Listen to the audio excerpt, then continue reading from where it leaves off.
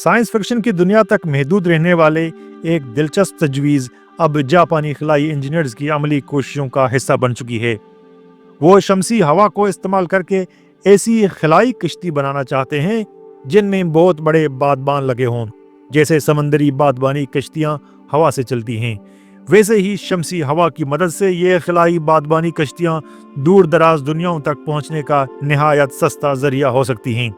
اگر آپ نے اسٹار ڈسٹ نامی فلم دیکھی ہو تو اس میں کچھ لوگ خلائی کشتی میں سوار ہوتے ہیں اور آسمان میں بجلیاں پکڑتے ہیں۔ فلم میں موجود کہانی خیالی ہے، لیکن جلد ہی یہ حقیقت میں بدل سکتی ہے۔ کیسینی خلائی جہاز جو سیارہ زحل تک بھیجا گیا، بظاہر اس سفر کے لیے بالکل سیدھے راستے کے بجائے ایک چکردار راستہ چنا گیا تھا، لیکن در حقیقت یہ راستہ نہایت ہوشیاری سے اس سلنگ شاٹ ایفیکٹ کو استعمال کرنے کے لیے ترتیب دیا گیا تھا۔ کیسینی نے براہ راست زحل تک جانے کے بجائے کم ایندھن کے ساتھ سفر کیا اور راستے میں 3 سیاروں زہرہ، پھر زمین، پھر زہرہ اور پھر آخر میں مشتری کے مدار اور کشش سے رفتار حاصل کی۔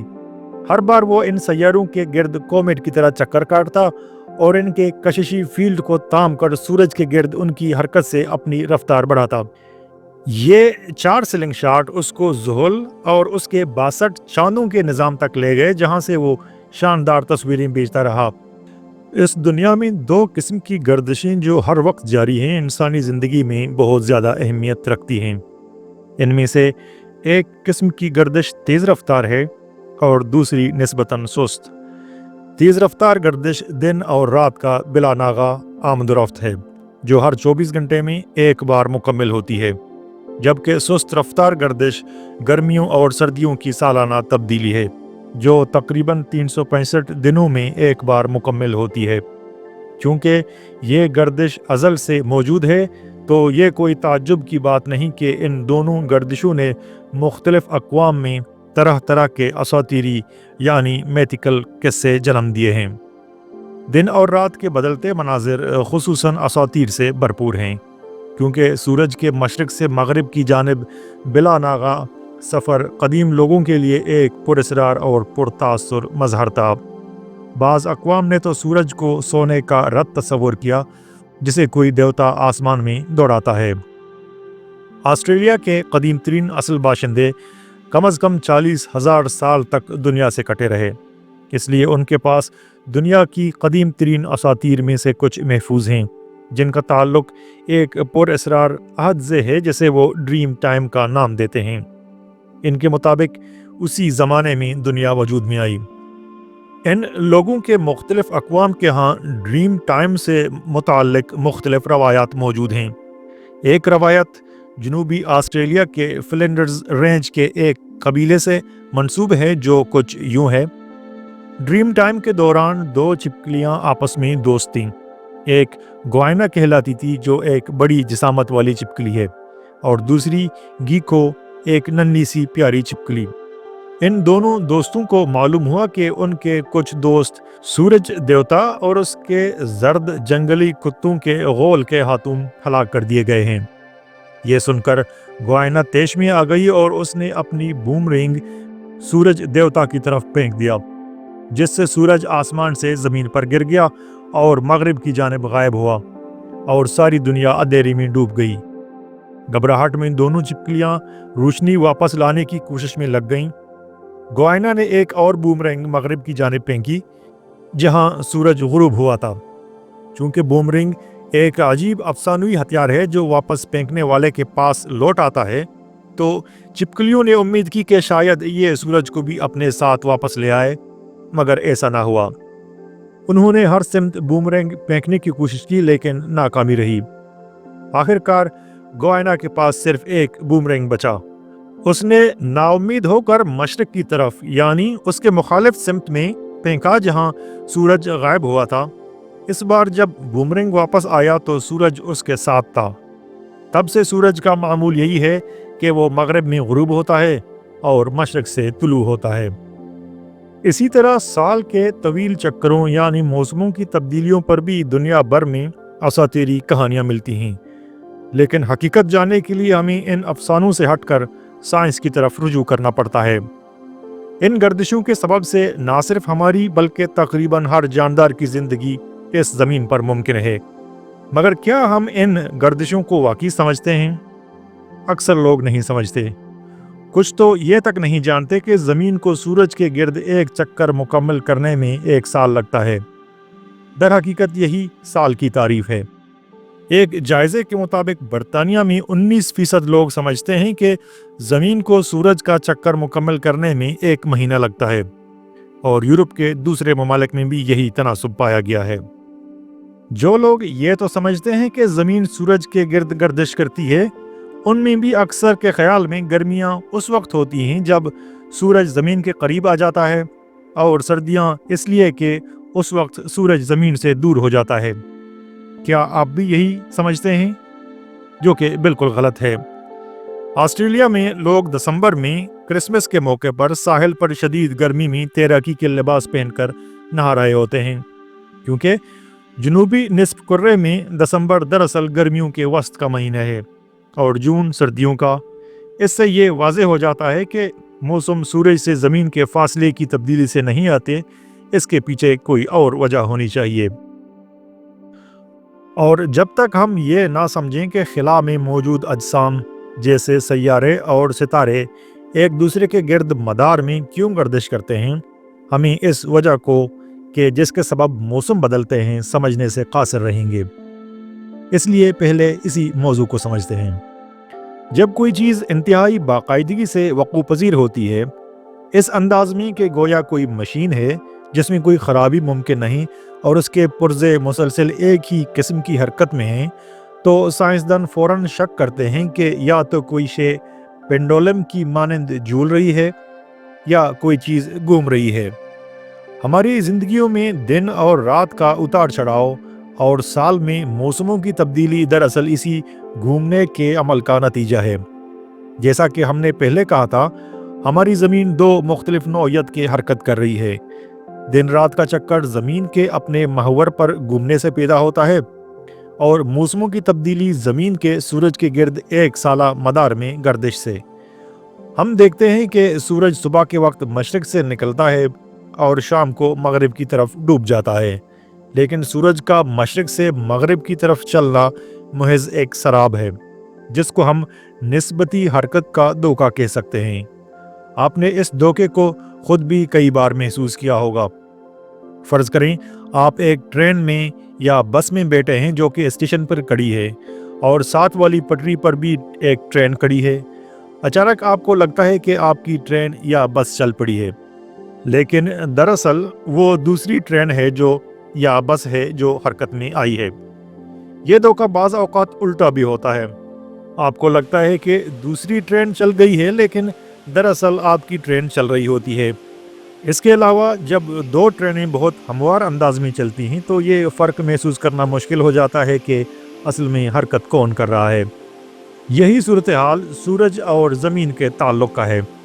ہمیں لگتا ہے کہ سورج مشرق سے مغرب کی طرف آسمان میں حرکت کرتا ہے، لیکن حقیقت میں زمین خود اپنے محور پر گھوم رہی ہے، اس لیے ہم کہتے ہیں کہ زمین اپنے محور پر گھومتی ہے۔ اس بات کو سمجھنے کے لیے پہلے زمین کے خد و خال پر نظر ڈالتے ہیں۔ زمین گول ہے، جیسا کہ آپ ویڈیو میں دیکھ سکتے ہیں، اور یہ لٹو کی مانند گھوم رہی ہے۔ جس طرح لٹو کا ایک اوپر والا حصہ ہوتا ہے اور ایک نیچے والا حصہ جو زمین کے ساتھ لگتا ہے، زمین کی گردش بالکل اسی طرح ہے۔ گو کہ لٹو میں ایک سطح اوپر اور ایک نیچے ہوتا ہے، لیکن زمین میں کسی بھی جگہ کو اوپر یا نیچے نہیں کہا جا سکتا، بلکہ دونوں اطراف کو سمجھنے کے لیے قطب شمالی اور قطب جنوبی کا نام دیا گیا ہے۔ اگر آپ نے گلوب دیکھا ہو تو یہ وہی جگہ ہے جہاں دونوں اطراف میں پن فکس ہوتی ہے، جس سے جڑ کر دنیا کا نقشہ گھومتا ہے۔ یہ بالکل دنیا کی روزانہ کی گردش کے ہو بہو نقل پر بنائی جاتی ہے۔ اب حقیقی زمین کا تصور کیجئے، ایک فرضی لکیر شمالی قطب سے جنوبی قطب تک گلوب کے آر پار جاتی ہے، اور زمین اس کے گرد گھومتی ہے جیسے لٹو گھومتا ہے۔ سورج خود بھی خلا میں حرکت کر رہا ہے، لیکن یہاں ہم زمین سے نظر آنے والے منظر کی بات کر رہے ہیں، سورج ہمیں نسبتاً ساکن محسوس ہوتا ہے۔ زمین کی یہ گردش اتنی ہموار ہے کہ ہم اسے محسوس نہیں کرتے، اور نہ ہی ہمیں हवा का शोर सुनाई देता है, क्योंकि हवा भी हमारे साथ घूम रही है। अगर ऐसा ना होता तो हम तेज़ जकड़ों का सामना करते, क्योंकि उस्तवाई खत्ते पर ज़मीन की गर्दिश की रफ्तार तकरीबन 1000 मील फी घंटा है। कुतुबुन की तरफ जाते हुए ज़मीन की सतह की गर्दिश की रफ्तार कम हो जाती है, क्योंकि महवर के गिर्द चक्कर लगाने के लिए फासला कम होता है। चूँकि हम ज़मीन की गर्दिश को महसूस नहीं करते और हवा, जिसको एटमॉस्फेयर कहते हैं, भी हमारे साथ घूम रही होती है, जो कि ज़मीन से खिला की तरफ तकरीबन 10,000 किलोमीटर तक जाती है। इसलिए हमें ऐसा लगता है जैसे हम साकिन हैं और सूरज और सितारे हरकत कर रहे हैं, ठीक वैसे ही जैसे ट्रेन की हरकत में होता है। फ़लसफ़ी विटगेनस्टाइन ने एक बार अपने शागिर्द एलिज़ाबेथ आर्मस्ट्रॉन्ग से पूछा, लोग क्यों कहते हैं कि सूरज ज़मीन के गिर्द घूमता है, ना कि ज़मीन अपने महवर पर? आर्मस्ट्रॉन्ग ने जवाब दिया, शायद इसलिए कि हमें देखने में कुछ ऐसा ही लगता है। विटगेनस्टाइन ने फौरन पलट कर कहा, अगर हमें ऐसा नज़र आता कि ज़मीन गर्दिश कर रही है, ना कि सूरज, तो फिर वो मंजर किस तरह नज़र आता? आप भी अपने जहन में सोच कर जवाब दीजिए। अब रहा ये सवाल कि अगर ज़मीन 1000 मील फी घंटा की रफ्तार से घूम रही है, तो जब हम सीधे ऊपर छलांग लगाते हैं तो नीचे उसी जगह क्यों आते हैं? इसका जवाब भी वही है जो ट्रेन के सफ़र से मिलता है। जब आप 100 मील फी घंटा की रफ्तार से चलती हुई ट्रेन में होते हैं, तो आप हवा में छलांगे लगाएं या गेंद सीधी ऊपर फेंकें, वो वापस आप ही के हाथ में आती है, क्योंकि ट्रेन के अंदर की तमाम चीज़ें बशमूल आप एक ही रफ्तार से हरकत कर रही होती है। लिहाजा ये अंदर का माहौल गोया साकिन महसूस होता है। आप ट्रेन में शानदार अंदाज से पिंग पोंग खेल सकते हैं। बस शर्त यह है कि ट्रेन यकसा रफ्तार से चल रही हो, रफ्तार में इजाफा या कमी ना हो और कोई मोड़ ना हो। लेकिन अगर आप खुले डब्बे में खेलने की कोशिश करें तो गेंद हवा में उड़ जाएगी, क्योंकि वहाँ हवा आपके साथ नहीं चल रही होती। लेकिन बंद डब्बे में हवा भी आपके साथ चलती है, जिससे गुमान होता है कि गोया कोई हरकत ही नहीं हो रही। यही असूल खिला में गर्दिश करने वाले खिलाई स्टेशन के अंदर भी लागू होता है। यहाँ चीज़ें फेंकने के तजुर्बे से एक और हकीकत वाज़े हो जाती है, जिसका जिक्र हमने इस सीरीज़ की गुज़श्ता वीडियो में किया था, यानी एटम के वज़न और कमियत का। लेकिन इसकी तफसील ज़रा आगे आएगी। जैसा कि हमने कहा, दिन और रात की तब्दीली का ये सिलसिला दरअसल ज़मीन के अपने महवर के गिर्द घूमने का नतीजा है। हम जिस जगह खड़े होते हैं उस जगह ज़मीन का रुख या तो सूरज की जानिब होता है या इसके बरअक्स सायादार रुख में आ जाती है। लेकिन अगर आप खत्ते इस्तवा से खासे फासले पर हैं तो मौसमों की तब्दीली के साथ तवील दिनों और मुख्तसर रातों वाले मौसम गर्मा से सर्दी की तरफ और तवील रातों और मुख्तसर दिनों वाले मौसम गर्मा से गर्मी की तरफ का सफ़र भी किसी ड्रामाई मज़हर से कम नहीं। दिन और रात का फ़र्क सिर्फ रोशनी तक महदूद नहीं, बल्कि इसका असर इतना नुमायाँ है कि ज़्यादातर जानवर दिन या रात में सिर्फ एक वक्त में फ़ाल रह सकते हैं। वो अपने गैर फ़ाल वक्त में सोते हैं। इंसान और बेशतर परिंदे रात को सोते हैं और दिन के वक्त अपनी ज़िंदगी की सरगर्मियों में मसरूफ़ होते हैं, जबकि चमगादड़, जुगनू, तेंदुए और कई दूसरे ममालिया जानवर रात को मुतहर्रिक होते हैं और दिन में आराम करते हैं। इसी तरह मुख्तलिफ जानवर मौसम सरमा और गर्मा की तब्दीलियों से निपटने के मुख्तलिफ तरीके इख्तियार करते हैं। कई ममालिया जानवर सर्दियों के लिए घने और लंबे बालों वाली काल उगा लेते हैं और फिर बाहर में वो काल जड़ देते हैं। बहुत से परिंदे और ममालिया जानवर हिजरत करते हैं, कभी कभार तो हज़ारों मील दूर, ताकि सर्दियों में वो खत्ते इस्तवा के करीब जा सकें और गर्मियों में वापस शिमाल या जुनूब की ऊंची अर्ज़ुल बलद वाली जगहों पर जा सकें, जहां दिन तवील होते हैं और खुराक की फरावानी होती है। कुछ जानवर सर्दियों से बचने के लिए नींद का सहारा लेते हैं, जिसे हाइबरनेशन यानी सुस्ती या गनुदगी कहा जाता है। रीछ, गिलहरी और कई दूसरे ममालिया, हत्ता के दीगर अक़साम के जानवर भी सर्दियों में सुस्त होकर या तो मुकम्मल नींद में चले जाते हैं या फिर कभी कभार नींद बीदारी के हालत में थोड़ी बहुत हरकत करते हैं। इस दौरान उनके जिस्म का दर्जे हरारत बहुत कम हो जाता है और अंदरूनी निज़ाम एक तरह से बंद सा हो जाता है, जैसे अंदर का इंजन बस किसी न किसी तरह धीमी रफ्तार से चल रहा हो। अलास्का में एक मेंढक तो इस हद तक जाता है कि बर्फ़ की ठोस तह में मुकम्मल तौर पर जम जाता है اور پھر بہار کے آتے ہی پگھل کر دوبارہ زندہ ہو جاتا ہے۔ ہم انسان جو نہ ہجرت کرتے ہیں نہ غنودگی میں چلے جاتے ہیں، وہ بھی موسموں کی تبدیلی کے ساتھ ڈلنے پر مجبور ہوتے ہیں۔ درختوں پر بہار میں نئے پتے نکلتے ہیں اور خزاں میں جڑ جاتے ہیں، اسی لیے امریکہ میں خزاں کو فال کہتے ہیں۔ چنانچہ وہی درخت جو گرمیوں میں ہرے بھرے ہوتے ہیں سردیوں میں سوکھے اور ننگے ہو جاتے ہیں۔ بھیڑ کے بچے بہار میں پیدا ہوتے ہیں تاکہ جب وہ بڑے ہو رہے ہوں تو گرم موسم اور تازہ گھاس کا فائدہ اٹھا سکیں۔ ہم انسان اگرچہ جسمانی طور پر اون کی کال نہیں اگاتے، لیکن سردیوں میں اون کے کوٹ ضرور پہن لیتے ہیں۔ اب آتے ہیں اس سوال کی جانب کہ سیارے سورج کے گرد مدار میں کیوں گردش کرتے ہیں؟ خلا میں ادھر ادھر بکھر کیوں نہیں جاتے؟ یا یوں پوچھیں کہ کوئی بھی چیز کسی اور چیز کے مدار میں کیسے رہتی ہے؟ اس سوال کا جواب سب سے پہلے 17ویں صدی میں سر آئزک نیوٹن نے دیا۔ وہی نیوٹن جو تاریخ سائنس کی سب سے عظیم شخصیات میں سے ایک مانے جاتے ہیں۔ نیوٹن نے یہ دکھا دیا کہ تمام مدارات یا آربٹس کشش ثقل کے زیر اثر قائم ہوتے ہیں۔ وہی کشش ثقل جو زمین پر سیب کو گرانے کا باعث بنتی ہے، لیکن یہاں یہ قوت ایک بہت بڑے پیمانے پر کام کرتی ہے۔ ویسے مشہور روایت کہ نیوٹن کے سر پر سیب گرا اور اسے کشش ثقل کا خیال آیا شاید محض ایک کہانی ہی ہے۔ تصور کریں کہ اگر ایک ایسے بہت اونچے پہاڑ پر ایک توپ رکھی جائے جو سمندر کے کنارے ہو، اور توپ کا دہانہ افق یعنی اس سیدھ میں جہاں زمین اور آسمان ملتے دکھائی دیتے ہیں کی جانب ہو اور نشانہ لے، تو اس سے فائر کیا گیا گولہ افقی سمت میں حرکت کرے گا، لیکن ساتھ ہی نیچے سمندر کی طرف بھی گرے گا۔ یعنی ایک طرف تو یہ گولہ آگے کی طرف جا رہا ہوگا، لیکن دوسری طرف مسلسل نیچے بھی گر رہا ہوگا۔ ان دونوں حرکات کا مجموعہ ایک ہموار خمدار لکیر بنائے گا جو آخرکار پانی میں گرے گا۔ یہ سمجھنا ضروری ہے کہ توپ کا گولہ اصل میں آغاز ہی سے گرنا شروع کر دیتا ہے، یعنی ایسا نہیں کہ وہ پہلے کچھ دیر افقی چلتا رہے اور پھر اچانک نیچے گرتا ہے، جیسے کسی کارٹون کردار کی طرح جو فلم میں اچانک گرنے کا فیصلہ کر لیتا ہے۔ دراصل یہ گولہ ابتدا ہی سے گر رہا ہوتا ہے، لیکن چونکہ ساتھ ہی وہ افقی سمت میں ایک رفتار سے آگے بھی بڑھ رہا ہوتا ہے، اس لیے اس کی حرکت ہمیں شروع میں نیچے کی طرف دکھائی نہیں دیتی۔ اب فرض کریں ہم ایک زیادہ طاقتور توپ لے لیتے ہیں تاکہ گولہ کئی میل دور جا گرے۔ اب خم زیادہ ہموار ہوگی، لیکن گولہ پھر بھی مسلسل گر رہا ہے۔ اب اگر توپ اتنی طاقتور ہو جائے کہ گولہ زمین کے گرد مکمل چکر لگا لے اور واپس اسی جگہ پہنچ جائے، تو یہ حقیقت میں زمین کے گرد مدار میں چلا جائے گا۔ وہ مسلسل گر رہا ہوگا، لیکن زمین کی خمیدگی اس کی گرنے کی راہ سے بالکل میل کھا رہی ہوگی، اس لیے وہ زمین سے ٹکرا نہیں پائے گا۔ وہ یوں مسلسل مدار میں حرکت کرتا رہے گا بشرطے ہوا کی مزاحمت نہ ہو، جو کہ حقیقت میں ہوتی ہے۔ وہ مسلسل زمین کے گرد گرتا رہے گا، بالکل اسی طرح جیسے ایک ننھا چاند۔ در حقیقت یہی اصول مصنوعی سیاروں پر بھی لاگو ہوتا ہے۔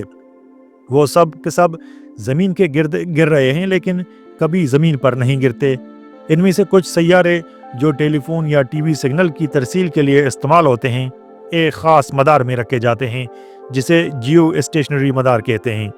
اس کا مطلب یہ ہے کہ وہ زمین کے گرد بالکل اسی رفتار سے گردش کرتے ہیں جس رفتار سے زمین خود اپنے محور پر گھومتی ہے، یعنی ہر 24 گھنٹے میں ایک چکر۔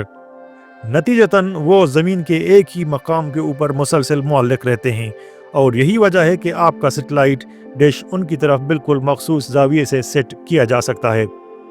اب اگر کوئی چیز جیسے کہ خلائی اسٹیشن مدار میں ہو تو وہ بھی مسلسل گر رہی ہوتی ہے، اور اس میں موجود تمام اشیاء چاہے وہ بھاری ہوں یا ہلکی ایک ہی رفتار سے گر رہی ہوتی ہیں۔ یہی موقع ہے کہ ہم وزن اور کمیت میں فرق کو واضح کریں، جیسا کہ ہم نے تھوڑی دیر پہلے وعدہ کیا تھا۔ مدار میں موجود خلائی اسٹیشن میں تمام اشیاء بظاہر بے وزن ہوتی ہیں، لیکن وہ بے کمیت نہیں ہوتی۔ جیسا کہ ہم جانتے ہیں کہ کسی شے کی کمیت اس کے ایٹم کے نیوکلیس میں موجود پروٹونز اور نیوٹرونز کی تعداد پر منحصر ہوتی ہے، جن کا ذکر ہم نے پچھلے ویڈیو میں بھی کیا تھا۔ وزن وہ قوت ہے جو کشش ثقل آپ کی کمیت پر ڈالتی ہے۔ زمین پر چونکہ کشش ثقل ہر جگہ لگ بھگ ایک جیسی ہے، ہم وزن کی مدد سے کمیت کا اندازہ لگا سکتے ہیں۔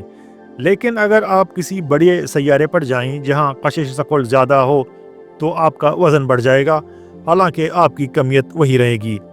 خلائی اسٹیشن میں چونکہ آپ اور وزن ناپنے والی مشین دونوں ایک ہی رفتار سے گر رہے ہوتے ہیں، جسے فری فال کہتے ہیں، اس لیے آپ کے پاؤں مشین پر کوئی دباؤ نہیں ڈالتے اور وہ مشین آپ کو بے وزن ظاہر کرے گی۔ لیکن اگر آپ کا وزن 0 ہوگا تو آپ کی کمیت بدستور موجود رہے گی۔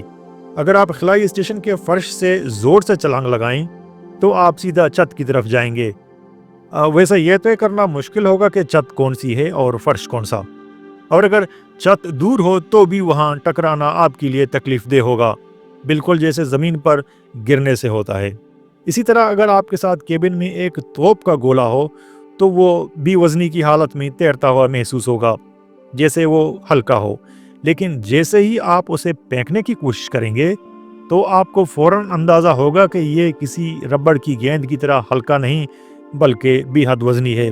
آپ کو اسے پھینکنے میں خاصی محنت کرنی پڑے گی، اور ہو سکتا ہے کہ اس عمل میں گولے کو آگے دھکا دینے کے بجائے آپ خود پیچھے کی سمت جائیں۔ توپ کا گولہ واقعی بھاری محسوس ہوگا، حالانکہ وہ خلائی اسٹیشن کے فرش کی طرف گرنے کا کوئی رجحان نہیں رکھے گا۔ اگر اتفاقاً زور سے دھکا دینے سے وہ گولہ آپ کے ہاتھ سے نکل کر کیبن میں دوسری سمت جائے اور کسی چیز سے ٹکرائے تو اس کا اثر بھی اتنا ہی بھاری ہوگا جتنا زمین پر ہوتا ہے۔ اگر وہ کسی دوسرے توپ کے گولے سے ٹکرائے تو دونوں ایک دوسرے سے وزنی انداز میں ٹکرائیں گے، بالکل ویسے جیسے زمین پر بھاری اشیاء ٹکراتی ہیں، نہ کہ دو پنگ پونگ گیندوں کی طرح جو ہلکے سے اچھل کر الگ ہو جاتی ہیں۔ امید ہے اس سے آپ کو وزن اور کمیت کے فرق کا احساس ہوا ہوگا۔ خلائی اسٹیشن میں اگرچہ توپ کا گولہ اور غبارہ دونوں بے وزن ہیں، لیکن ان کی کمیت میں زمین آسمان کا فرق ہے۔ چلیے خلا میں موجود ستاروں اور سیاروں کی گردش کے طلسماتی دنیا کو سمجھنے کے لیے ایک بار پھر پہاڑ کی چوٹی پر رکھے توپ کے تجربے کی طرف واپس چلتے ہیں، لیکن اس بار ہم اس سے پہلے سے کہیں زیادہ طاقتور بناتے ہیں۔ اب کیا ہوگا؟ یہاں ہمیں جرمن سائنسدان جوہانس کیپلر کی دریافت کو سمجھنا ہوگا، جو نیوٹن سے کچھ عرصہ پہلے زندہ تھے۔ کیپلر نے بتایا کہ خلا میں ایک جسم جب دوسرے جسم کے گرد گردش کرتا ہے تو اس کا راستہ دراصل دائرہ نہیں بلکہ ایک بیضوی شکل کا ہوتا ہے، ایک ایسا شکل جس کے بارے میں قدیم یونانی ریاضیدانوں کو بھی اندازہ تھا۔ بیضوی شکل کچھ حد تک انڈے جیسے ہوتی ہے، اگرچہ انڈے بالکل بیضوی نہیں ہوتے۔ دائرہ دراصل بیضوی شکل کی ایک خاص صورت ہے، ایسا انڈا جو اتنا چھوٹا اور گول ہو جائے کہ پنگ پونگ بال جیسا لگے۔ اب جب کہ ہم نے یہ سمجھ لیا کہ بیضوی سے ہمارا کیا مراد ہے تو واپس چلتے ہیں اپنے بہت طاقتور توپ کی طرف۔ ہم پہلے ہی فرض کر چکے تھے کہ توپ کا گولہ ایک تقریباً دائرہ نما مدار میں زمین کے گرد گھوم رہا ہے۔ اگر ہم توپ کو مزید طاقتور بنائیں تو گولہ اب ایک زیادہ کھنچا ہوا کم گول بیضوی مدار میں داخل ہو جائے گا۔ اسے ایکسنٹرک یعنی سنکی مدار کہا جاتا ہے۔ گولہ زمین سے کافی دور چلا جاتا ہے اور بارود کی طاقت ختم ہونے پر زمین کی کشش کی وجہ سے پھر واپس مڑتا ہے اور دوبارہ زمین کی طرف آتا ہے۔ اگر ہم توپ کو مزید طاقتور بناتے جائیں تو گولہ اب اتنا دور جاتا ہے کہ بمشکل زمین کی کشش اسے واپس لاتی ہے۔ یوں مدار اب اتنا زیادہ کھنچ جاتا ہے کہ آخرکار وہ گول نہیں بلکہ بیضوی بن جاتا ہے۔ اب اگر ہم توپ کو اور زیادہ طاقتور بنائیں اور گولے کو زیادہ طاقت سے پھینکیں تو وہ زمین کی کشش سے مکمل طور پر باہر نکل جاتا ہے۔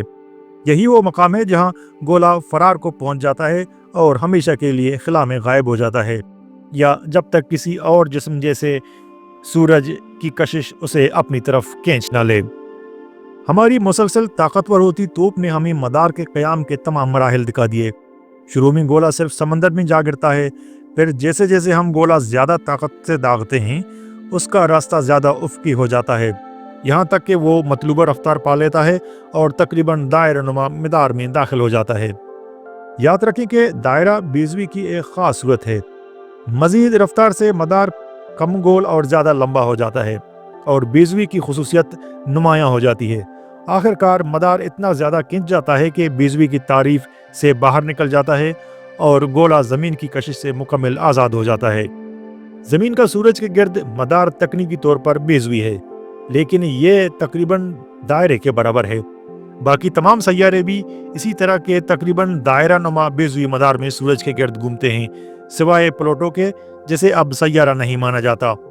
دمدار ستارہ یا کومیٹ اس کے برعکس بہت لمبی پتلی بیضوی شکل میں مدار رکھتے ہیں۔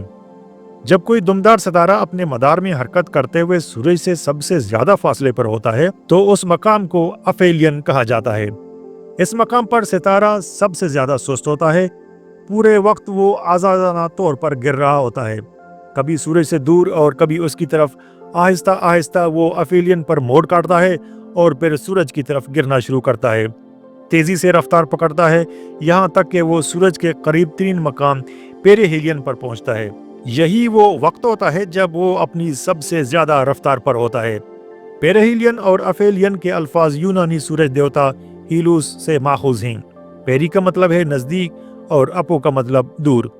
جب دمدار ستارہ پیریہیلین پر پہنچتا ہے تو سورج کے گرد بہت تیز رفتاری سے چکر کاٹتا ہے اور پھر دوسری طرف نکل جاتا ہے۔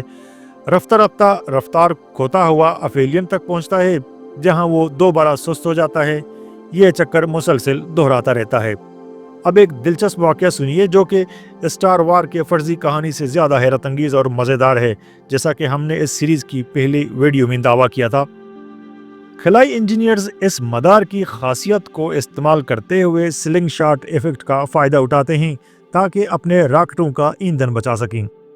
کیسینی خلائی جہاز جو سیارہ زحل تک بھیجا گیا، بظاہر سفر کے لیے بالکل سیدھے راستے کے بجائے ایک چکردار راستہ چنا گیا تھا، لیکن در حقیقت یہ راستہ نہایت ہوشیاری سے اس سلنگ شاٹ ایفیکٹ کو استعمال کرنے کے لیے ترتیب دیا گیا تھا۔ کیسینی نے براہ راست زحل تک جانے کے بجائے کم ایندھن کے ساتھ سفر کیا اور راستے میں 3 سیاروں زہرہ، پھر زمین، پھر زہرہ اور پھر آخر میں مشتری کے مدار اور کشش سے رفتار حاصل کی۔ ہر بار وہ ان سیاروں کے گرد کومیٹ کی طرح چکر کاٹتا اور ان کے کششی فیلڈ کو تام کر سورج کے گرد ان کی حرکت سے اپنی رفتار بڑھاتا۔ یہ 4 سلنگ شاٹ اس کو زحل اور اس کے 62 چاندوں کے نظام تک لے گئے جہاں سے وہ شاندار تصویریں بھیجتا رہا۔ ہے نا شاندار؟ جیسا کہ پہلے ذکر ہوا، بیشتر سیارے سورج کے گرد تقریباً دائرہ نما بیضوی مدار میں گھومتے ہیں سوائے پلوٹو کے، نہ صرف اس لیے کہ اسے اب سیارہ نہیں مانا جاتا بلکہ اس لیے بھی کہ اس کا مدار غیر معمولی حد تک مختلف ہے۔ اکثر اوقات وہ نیپچون کے مدار سے باہر ہوتا ہے، لیکن پیریہیلین کے وقت وہ نیپچون سے بھی زیادہ سورج کے قریب آ جاتا ہے۔ اگرچہ پلوٹو کا مدار غیر معمولی ہے لیکن وہ کسی دمدار ستارے کے مدار جتنا دوسرے سیاروں سے مختلف نہیں ہوتا۔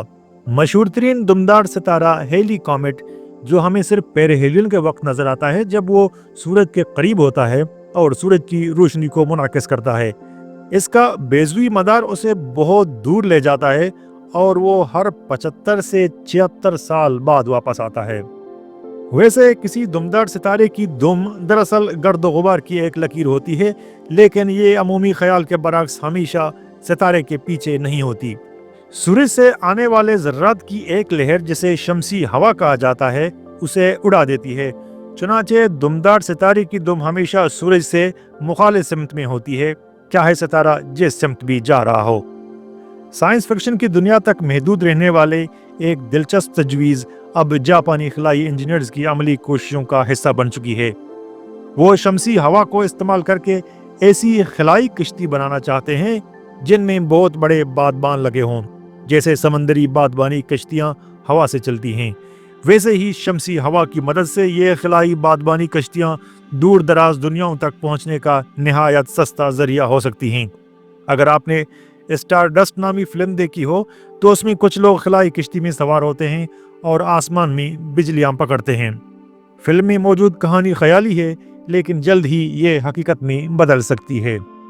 اگر زمین کی سورج کے گرد گردش بالکل ویسی ہی ہوتی جیسے پلوٹو کی ہے، یعنی بہت زیادہ بیضوی، اور زمین سورج کے گرد اپنے مدار میں کبھی سورج سے بہت دور جاتا اور پھر واپس آتے ہوئے نزدیک سے گزرتا، تو پھر موسموں کی تبدیلی کا ایک معقول سبب زمین کا سورج سے فاصلہ ہوتا۔ در حقیقت پلوٹو پر سردی اور گرمی کا سبب یہی شدید بیضوی مدار ہے، حالانکہ وہ دونوں موسم ہماری زمین کے مقابلے میں انتہائی سرد ہوتے ہیں۔ لیکن زمین کا مدار تقریباً مکمل طور پر دائرہ نما ہے، اس لیے سورج سے قربت یا دوری موسموں کی تبدیلی کی وجہ نہیں ہو سکتی۔ دلچسپ بات یہ ہے کہ زمین جنوری میں سورج سے سب سے زیادہ قریب جسے پیریہیلین کہتے ہیں اور جولائی میں سب سے زیادہ دور جسے افیلین کہتے ہیں ہوتی ہے، مگر یہ فرق اس قدر معمولی ہے کہ اس سے موسم پر کوئی خاص اثر نہیں پڑتا۔ تو پھر موسم کیوں بدلتے ہیں؟ اس کا سبب کچھ اور ہے۔ جیسا کہ ہم نے تھوڑی دیر پہلے ذکر کیا کہ زمین اپنے محور کے گرد گھومتی ہے، لیکن یہ محور ہر وقت بالکل سیدھا نہیں ہوتا بلکہ یہ جھکا ہوا ہوتا ہے۔ یہی جھکاؤ اصل میں موسموں کی تبدیلی کی وجہ ہے۔ اس بات کو سمجھنے کے لیے آپ زمین کو ایک گیند کی طرح تصور کریں جس کے درمیان سے ایک لکڑی کا چڑی یا لوہے کا ڈنڈا گزارا گیا ہو۔ یہ ڈنڈا اوپر سے قطب شمالی اور نیچے سے قطب جنوبی تک جاتا ہے۔ ہم اسے زمین کا محور یا دوہرا کہتے ہیں۔ اب ذرا تصور کریں کہ زمین سورج کے گرد ایک بڑے دائرے میں گھوم رہی ہے جیسے ایک پہیا گھومتا ہے۔ اس بڑے دائرے یعنی مدار کا بھی اپنا ایک فرضی دوہرا ہے جو سورج کے بیچ سے ہو کر گزرتا ہے، یعنی سورج کا اپنا قطب شمالی اور قطب جنوبی۔ اگر زمین کا دوہرا اور سورج کے گرد مدار کا دوہرا ایک ہی لائن میں ہوتے، یعنی ایک دوسرے کے بالکل متوازی ہوتے، تو زمین کا کوئی جھکاؤ نہ ہوتا۔ اس صورت میں کیا ہوتا؟ پھر دن کے وقت سورج ہمیشہ خط استوا یعنی زمین کا درمیانی حصے پر سیدھا اوپر آسمان میں نظر آتا۔ زمین پر دن اور رات کی لمبائی ہر جگہ برابر ہوتی، نہ دن بڑے ہوتے نہ راتیں لمبی۔ ایسے میں موسم نام کی کوئی چیز نہ ہوتی، نہ سردی آتی نہ گرمی، نہ خزاں ہوتا نہ بہار۔ خط استوا پر ہمیشہ گرمی رہتی اور جتنا آپ خط استوا سے دور شمال یا جنوب کی طرف بڑھتے اتنی ٹھنڈ بڑھ جاتی، لیکن یہ ٹھنڈ وقت کے لحاظ سے نہیں بلکہ جگہ کے لحاظ سے مختلف ہوتی، یعنی سال کے مختلف حصوں میں موسم نہیں بدلتے۔ سردی یا گرمی صرف اس بات پر منحصر ہوتی کہ آپ زمین کے کس حصے میں ہیں، نہ کہ اس وقت سال کا کون سا مہینہ ہے۔ اس صورت میں نہ سردیاں ہوتی نہ گرمیاں، موسموں کا کوئی وجود ہی نہ ہوتا۔ لیکن حقیقت یہ ہے کہ زمین کا جو مدار ہے، یعنی وہ لکیر جس کے اوپر زمین سورج کے گرد گھومتی ہے، وہ سورج کے گرد زمین کی گردش کے مقابلے میں تھوڑا سا جھکا ہوا ہے۔ یہ جھکاؤ کوئی بہت زیادہ نہیں بلکہ تقریباً 23.5 درجے کا ہوتا ہے۔ اب ذرا تصور کریں کہ اگر یہ جھکاؤ 90 درجے کا ہوتا جیسے کہ سیارہ یورینس کا ہے تو کیا ہوتا؟ اس صورت میں سال کے کچھ مہینوں میں زمین کا شمالی قطب بالکل سیدھا سورج کی طرف ہوتا، یوں جیسے سورج آسمان پر اس کے سر کے عین اوپر ہو۔ ایسی حالت میں شمالی قطب پر کئی دن تک سورج غروب ہی نہ ہوتا، یعنی وہاں مسلسل دن رہتا۔ اس کے برعکس اسی دوران جنوبی قطب سورج سے بالکل مختلف سمت میں ہوتا، جس کا مطلب یہ ہے کہ وہاں مکمل اندھیرا چھا جاتا جیسے ایک طویل رات ہو۔ پھر 6 مہینے بعد یہ کیفیت الٹ جاتی، جنوبی قطب پر سورج چمکنے لگتا اور شمالی قطب پر تاریکی چھا جاتی۔ لیکن چونکہ زمین کا جھکاؤ 90 کے بجائے صرف 23.5 درجے ہے، اس لیے ہم ان دو انتہاؤں یعنی بالکل سیدھے پن اور مکمل جھکاؤ کے درمیان ایک درمیانی حالت میں ہیں۔ یہی درمیانی جھکاؤ ہمیں خاص قسم کے موسم دیتا ہے۔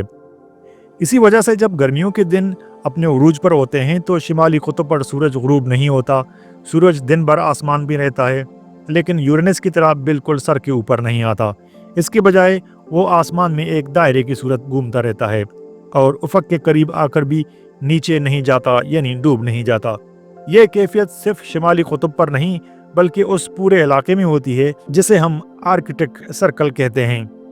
اگر آپ آئس لینڈ کے اس کونے پر کھڑے ہوں جو آرکٹک سرکل پر واقع ہے تو جون کے وسط میں، جسے مڈ سمر کہتے ہیں، رات کے وقت بھی سورج کو افق کے قریب دیکھ سکیں گے، مگر وہ مکمل غروب نہیں ہوگا۔ وہ آہستہ آہستہ حرکت کرتے ہوئے اگلے دن دوپہر کے وقت اپنی سب سے بلند اگرچہ زیادہ اونچی نہیں پوزیشن پر آ جائے گا۔ شمالی اسکاٹ لینڈ جو آرکٹک سرکل سے کچھ فاصلے پر ہے، وہاں مڈ سمر کی رات کو سورج کچھ دیر کے لیے افق کے نیچے ضرور جاتا ہے، لیکن اتنا زیادہ نہیں کہ اندھیرا چھا جائے۔ یوں رات تو ہوتی ہے لیکن وہ اندھیری نہیں ہوتی۔ تو نتیجہ یہ نکلا کہ زمین کا محور کا یہی 23.5 درجے کا جھکاؤ ہمیں سردی اور گرمی جیسے موسم دیتا ہے۔ جب زمین کا وہ حصہ جس پر ہم رہتے ہیں سورج سے دور جھکا ہوتا ہے تو سردی ہوتی ہے، اور جب وہی حصہ سورج کی طرف جھکا ہوتا ہے तो गर्मी का मौसम आता है। इसी झुकाव की वजह से सर्दियों में दिन छोटे और गर्मियों में लंबे होते हैं। लेकिन एक सवाल अब भी बाकी है, क्या सिर्फ दिन की लंबाई और सूरज की सिमत ही सर्दी व गर्मी की शिद्दत की वजह होती है? सूरज तो एक ही है, तो क्या वो हमेशा यकसा गर्म नहीं होना चाहिए, चाहे आसमान में जिस जाविये पर भी नजर आए? जवाब है नहीं। जमीन सूरज की तरफ जब झुकती है तो हकीकत में वो थोड़ी सी करीब आ जाती है, मगर ये फर्क बहुत मामूली होता है, चंद हजार मील का। जबकि जमीन का सूरज से कुल फासला 93 मिलियन मील के करीब होता है, और पेरिहेलियन व एफेलियन के दरमियान भी सिर्फ 3 मिलियन मील का फासला होता है, जो कोई बड़ा असर डालने के लिए काफी नहीं। तो फिर गर्मी या सर्दी क्यों होती है? इस सवाल का जवाब दो बातों में छुपा होता है। सूरज की रोशनी जमीन पर किस जाविये या एंगल से पड़ती है, और दूसरा के दिन का दौरानिया कितना लंबा या छोटा होता है। जब सूरज की शुआएं जमीन पर अमूदी यानी सीधी पड़ती है, जैसे गर्मियों की दोपहर में, तो वो ज्यादा तवानाई देती हैं और हमें ज्यादा गर्म महसूस होता है। लेकिन जब वही रोशनी जमीन पर झुककर यानी जाविये बनाकर पड़ती है, जैसे सर्दियों में या सूरज निकलने और गुरूब होने के वक्त, तो वो रोशनी फैल जाती है, बिखर जाती है और उसका असर कम हो जाता है। इस बात को एक सादा मिसाल से समझें। फर्ज करें आपके हाथ में एक टार्च है। अगर आप टार्च की रोशनी को दीवार पर बिल्कुल सीधा डालें तो वो रोशनी एक छोटे से हिस्से पर पड़ेगी और बहुत तेज लगेगी। लेकिन अगर आप वही टार्च थोड़ा सा झुका कर दीवार पर रोशनी डालें तो वो रोशनी फैल जाएगी और कमज़ोर महसूस होगी। सूरज से निकलने वाली रोशनी दरअसल एक किस्म की तवानाई होती है, जिसको फोटोन कहा जाता है। ये तवानाई नज़र आने वाली शक्ल में होती है, और जब ये किसी चीज़ से टकराती है, जैसे ज़मीन, पानी, दरख्त या हमारी जल्द, तो वो चीज़ उस तवानाई को जज्ब कर लेती है। ये जज्बशुदा तवानाई चीज़ों को गर्म करती है। यही जज्बशुदा तवानाई पौधों में खुराक पैदा करने के अमल या फोटोसिंथेसिस को भी शुरू करती है। यही तवानाई गर्मी के एहसास की बुनियाद है।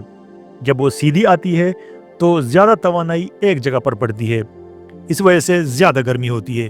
और ये जब किसी सिमत से आती है तो वही तवानाई फैल कर गर्मी के असर को कम कर देती है।